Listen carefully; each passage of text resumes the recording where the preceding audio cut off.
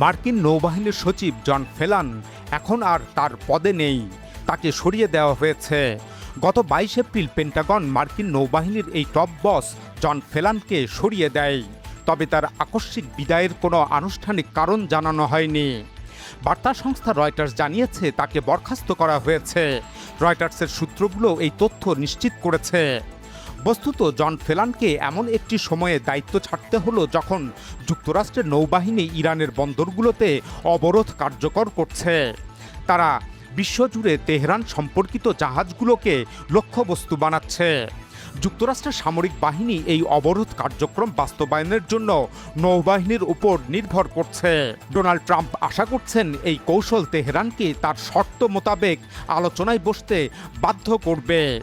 Reuters আরও জানিয়েছে যে জন ফেলানের বিদায় পেন্টাগনের ভেতরে একটি বৃহত্তর অস্থিরতার অংশ। জন ফেলানের বিদায় ঘটানোর মাধ্যমে মার্কিন যুদ্ধমন্ত্রী পিট হেগসেথ এ পর্যন্ত পেন্টাগনের 34 জন সিনিয়র কর্মকর্তাকে অপসারণ করলেন। এভাবে যুদ্ধমন্ত্রী পিট হেগসেথের অধীনে বিভিন্ন স্তরের নেতৃত্বে ব্যাপক পরিবর্তন ঘটে চলেছে, যাদের মধ্যে গত বছর মার্কিন সশস্ত্র বাহিনীর জয়েন্ট চিফস অফ স্টাফের চেয়ারম্যান এয়ারফোর্স জেনারেল সিকিউ ব্রাউনকে বরখাস্ত করা হয়েছে। একইভাবে নৌবাহিনীর অপারেশন প্রধান এবং এয়ারফোর্সের ভাইস চিফ অফ স্টাফকেও সরিয়ে দেওয়া হয়েছে। চলতি এপ্রিল মাসের শুরুতে যুদ্ধমন্ত্রী পিট হেগসেথ কোনো কারণ না দেখিয়েই আর্মির chief of staff general Randy জর্জকে বরখাস্ত করেন। পর্যবেক্ষকরা বলছেন পেন্টাগনে চলমান শুদ্ধি অভিযানের ধারাবাহিকতায় যুদ্ধমন্ত্রী পিট হেগসেথ এখন নৌবাহিনীর সচিব জন ফেলানকেও বরখাস্ত করলেন। জন ফেলান যুদ্ধমন্ত্রী পিট হেগসেথের সঙ্গে ভালো সম্পর্ক বজায় রাখতে পারেননি। এই ঘটনাটিকে একটি নাটকীয় পরিবর্তন হিসাবে দেখা হচ্ছে এবং এই পরিবর্তনটি অত্যন্ত তাৎপর্যপূর্ণ, বিশেষ করে এমন একটি সময়ে যখন ইরানের বিরুদ্ধে চলমান অভিযানে মার্কিন নৌবাহিনী গভীরভাবে জড়িত।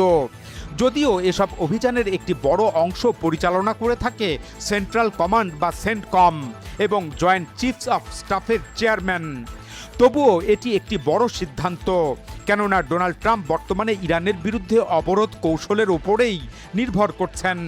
যাই হোক, এখন জন ফেলানের স্থলে হ্যাং কাও নৌবাহিনীর ভারপ্রাপ্ত প্রধান হিসাবে দায়িত্ব নিচ্ছেন। অনেকে মনে করেন তিনি যুদ্ধমন্ত্রী পিট হেগসেথের ঘনিষ্ঠ। তিনি ডোনাল্ড ট্রাম্পেরও ঘনিষ্ঠ হিসাবে পরিচিত।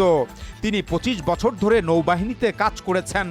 তিনি ভার্জিনিয়ায় যুক্তরাষ্ট্রের সিনেট এবং প্রতিনিধি পরিষদের নির্বাচনে অংশও নিয়েছিলেন, তবে বিজয়ী হতে পারেননি। বস্তুত অনেকেই মনে করছেন ইরানের বিরুদ্ধে চলমান অভিযান নিয়ে মার্কিন সেনাবাহিনীতে অসন্তোষ রয়েছে। অনেকের চোখে এটা এক ধরনের সেনা বিদ্রোহের শামিল। বিশেষ করে একের পর এক বরখাস্তের ঘটনা এবং এর সুনির্দিষ্ট কোনো কারণ না জানানোই সন্দেহ ঘনীভূত হচ্ছে। আন্তর্জাতিক পর্যবেক্ষকরা মনে করেন যুদ্ধমন্ত্রী পিট হেগসেথ এখন মার্কিন সেনাবাহিনীতে শুদ্ধি অভিযান চালাচ্ছেন। যারা ডোনাল্ড ট্রাম্পের উগ্র ডানপন্থী নীতির সাথে সহমত পোষণ করেন তাদেরকে সেনাবাহিনীর উচ্চ পদে বসানো হচ্ছে, আর যারা ডোনাল্ড ট্রাম্পের বিরোধিতা করছেন তাদের সরিয়ে দেওয়া হচ্ছে। ঠিক যেন তৃতীয় বিশ্বের দেশগুলোর মতোই মার্কিন সেনাবাহিনীতেও বৈষম্য শুরু হয়েছে। সম্প্রতি কয়েকজন মার্কিন নারী অফিসার ও কৃষ্ণাঙ্গ অফিসারদেরও প্রমোশন আটকে দেওয়া হয়েছে। এ সকল সম্মিলিত বিরোধের কারণেই যুদ্ধমন্ত্রী পিট হেগসেথ গত 3 এপ্রিল মার্কিন সেনাপ্রধান জেনারেল ব্র্যান্ডি জর্জকে সরিয়ে দিয়েছিলেন।